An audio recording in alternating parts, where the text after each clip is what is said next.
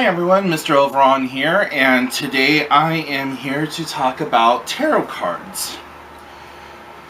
Now, some of you may know what tarot cards are, or at least have a general basic idea, but for the others of you who are just kind of tuning in and new to the witchcraft game or whatever, tarot cards are decks of cards that foretell the future. And they've been used as a means of divination for hundreds of thousands of years. Now, back in the day when witchcraft and stuff started becoming illegal, people started using decks of cards in order to do divination, but since then things have kind of evolved and they've become more widespread and more picturesque. In the olden days, they would use a deck of playing cards, and it evolved into what's called the major arcana and the minor arcana. And the major arcana consists of, I think it's 22 cards, and it has cards in there like the Emperor, the Empress, the Magician, the Fool, the Towers, the Lovers, the Tempest, and so on and so forth, like that. The most famous deck of tarot cards that you're ever going to find is called the Rider-Waite deck. And the card on the front right here is the Magician, and each one of these cards holds a specific meaning. Now, I'm not going to get into the meaning of all 78 cards, or even the major arcana or the minor arcana. But, you know, each card has a special meaning, and based on how it's laid out, where it's laid out within your spread, tells a story about what's going on in your life, if you're doing a general reading. Now, if you're having a reading done for you where, say, you're asking specific questions like, is he the one for me, or is she the one for me, then the person reading your cards can lay out a tarot spread for you and give you an honest answer of what the cards happen to say. Now, there are a lot of people who give a lot of validity to each of these cards, and there are people who just think, oh, you know what, whatever. And either one is correct. Like I've said before in other videos, it's all about the intent and what you do with the information provided to you. As a practicing witch myself, I use tarot cards not only for my own personal divination, but for divination for my friends, family, clients, whoever wants a reading from me. They get a hold of me, I do a reading for them, and Bob's your uncle. So, no two decks of cards are going to be alike. They may have similar themes, but you're never going to find the same exact cards throughout different decks. In certain decks, you will always have a Magician, you will always have an Empress, you will always have certain cards, but their illustration is going to be different. Cards that are based on the Rider-Waite deck are always going to have kind of the same look and feel to them, versus a deck that is more specialized. Now, I have a more specialized deck called the Tarot of the Cat People. And so, if you'll bear with me for just a moment, I'm going to look for the Priestess card in my Rider-Waite deck and show you the Priestess card in the Cat Tarot deck. So, bear with me for just a moment.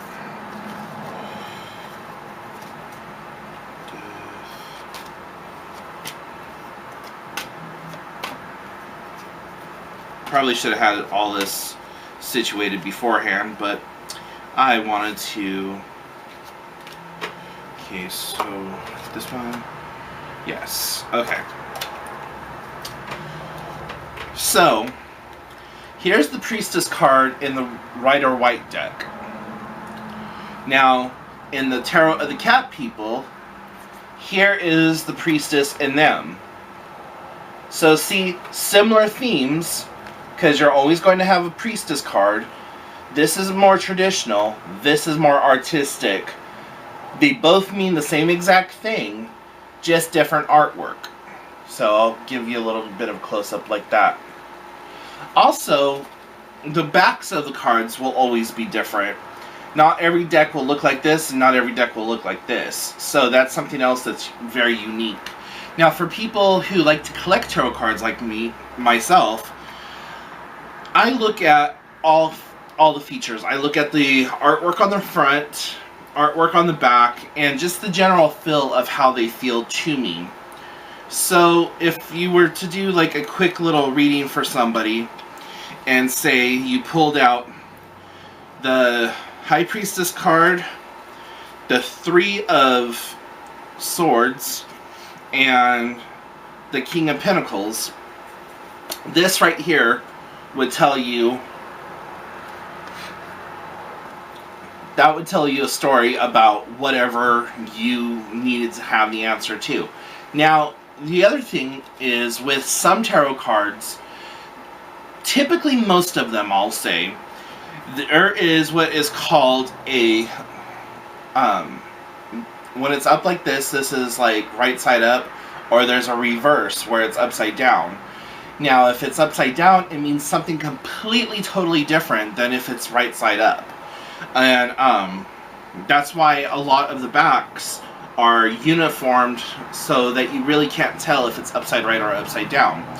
Now, the one deck that I happen to use a lot is based on the 52 playing cards of a regular deck, and there is no reversals. So, how you lay it out is how you read it. But once you become more proficient in tarot, you are going to be able to just lay these down and by sight know exactly what each and every one of those cards mean, how it pulls together, and it will tell a very cohesive story for you to tell to the querent, the person who you're doing the reading for, or it will tell a specific story for yourself.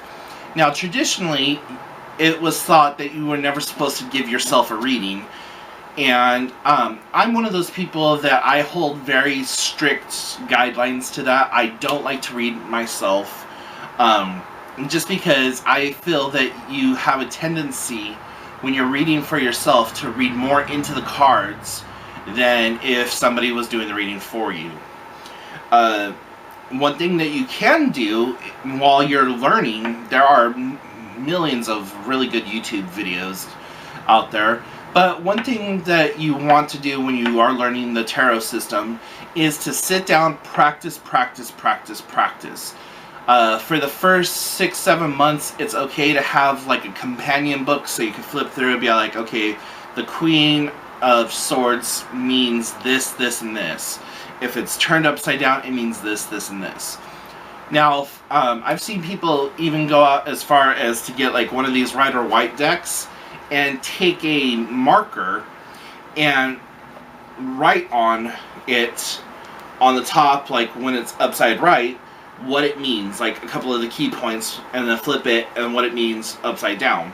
And they'll use that as their starter deck to learn how to read for people. Outside of the constant practice, you are always going to want to do something like get a hold of another person who reads, or that you can study with, and just give each other readings like every other day or something like that. And then once you build up a proficiency of it and become more knowledgeable, you're going to see that it's going to become like a second language to you, except for it's a pictorial language. So a better way to think of it in layman's terms for nowadays is they're like emoji. So each one of these emoji is going to tell you something different and help you like understand what's going on in life. Now, is that the only thing that tarot cards can do, is read the future or give you yes/no answers or details about certain subjects. No, by all means, that's not the only thing that can happen with these. There are all sorts of spells that you can do with tarot decks. Spells that call on the specific power of each card, or the specific representation of power for each card. So, like, say you needed to petition the goddess for something and you needed like special help or whatever, and you wanted to incorporate your tarot deck into your spell work. Well, for me, I would utilize the Moon card or the High Priestess card as my representation of the goddess. Now, for me, my personal patron goddess is Diana, and my secondary goddess is Hecate.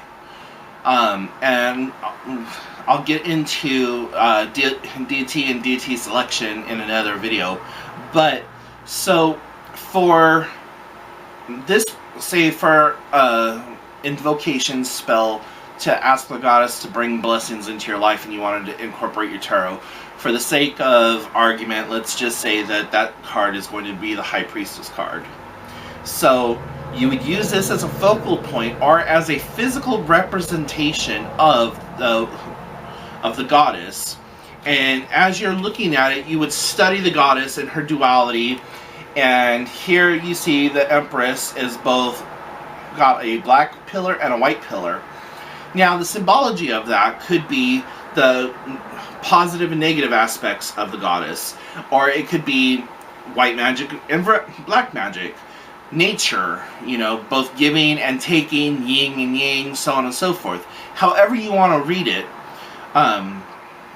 Again, there are specific ways to read it, but in this case, that's how I would read this, is the duality of nature and the positive and negative aspects of the goddess, as well as representing white and black magic. So when I would be doing a spell, I would focus my energy on the card itself as a representation and allow this card to take on a life of its own, and as such be thinking with the intent put into the card that this is the goddess, and that as I'm speaking directly to the goddess, and therefore it ties in with more magical aspects and things like that. So each card could be a different spell, or you can put them all together and have like an entire spell sequence. And there, like I said, there's more, there's videos about how to use tarot as a magical tool like that. There's spell, how to use it for spell casting and so on and so forth. But mainly the topic of the video today was just to give you kind of an introduction to tarot, to talk about it, to give you some idea as what to do with it, and a little bit of history. Now, like anything else that I have talked about in my previous videos, do you have to buy a tarot deck? And the answer is no, absolutely not. You do not have to buy one. You can make your own if you so choose. And if you go on Amazon or eBay or something like that, all you have to do is look for blank playing card or blank tarot decks. And it will be a deck of 72 or 78 deck of card that has a blank face but like a drawing on the back or something like that. Sit down and intimately sketch out each of the cards for yourself. That would also be a really good tool and method to learn each of the cards. Or if you wanted to be very simplistic, just put, you know, the High Priestess and then a blurb above and a blurb below, so that when it's flipped, that blurb is like upside right and you can read it. Those are going to be just as powerful as anything else that you create, are just as powerful as anything that you can buy, because you have created it. So, yeah.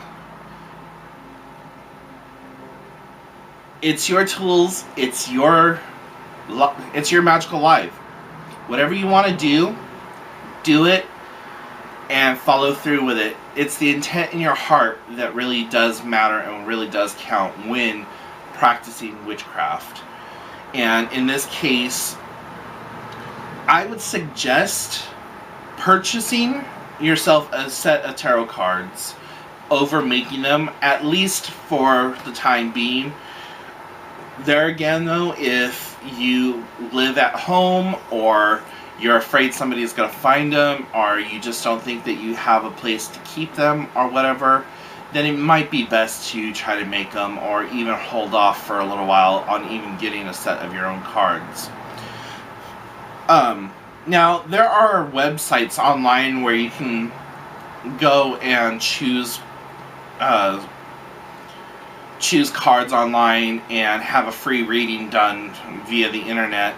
I found that those kind of sites are really kind of iffy, and the whole idea generated behind those type of websites is that it's your intent and your need of picking these cards in random sequence, that's how the reading reacts, is based on what you want done. There are some others that I've seen that are random and utilize algorithms and stuff like that, and other computer terms and technologies that randomly select or generate a reading for you. Do I put a lot of validity into those type of readings? Not really. I've had a 50-50 success rate with them. But ultimately, I would rather sit down and shuffle cards and lay them out and do the reading for the person versus just hitting a button. I feel that it kind of cheapens the experience, not only for myself, but for the person that I'm doing the reading for. Now, I've used the terminology layout when doing readings, like tarot layouts, and there's a whole bunch of different ones. There's the Celtic cross, there is the regular four-cornered cross, there's like this kind of stacked version. Each one of those is just a different preference and style of reading. Most people that I have seen read do the cross because it's real easy, and it starts off with